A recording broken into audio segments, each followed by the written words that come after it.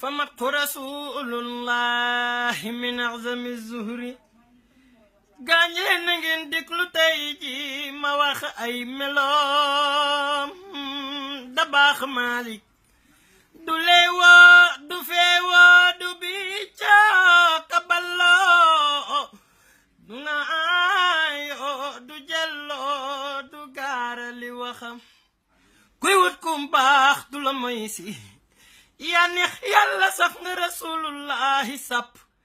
jaajëf bi xidmatihi yaa war di yab xalifa kii su ngeen xamul lim doon diine ji xam na ko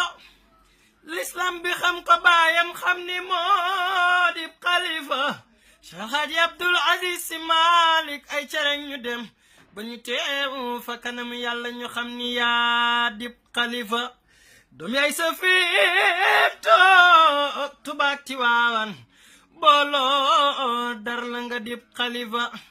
nobul la dimb du tey ci wàllu baay ak ci ndey maam sunu maam Maalik a tax gaañi xëccoob xalifa nobul la dimb du tey ci wàllu baay ak ci ndey maam sunu maam Maalik a tax gaañi xëccoob xalifa dal yonen bi yaa ko sol da baax Maalik tarixa cheikh bi yaa ko safal sap sunu gaal gi yaa ko kal ni kon musoox ñépp ko xam gisuma fi commando ni moom mbaa nga sàmmoo ni moom mbaa nga jàmmoo ni xalifa bi xanaa musula am du leewoo du feewoo du biccoo ka balloo du ŋaayoo du jelloo du gaarali waxam waaw fa tabarakallahu mel nii le 14 septembre nag fu mu jotee rek xel yëpp day dem ci góor gi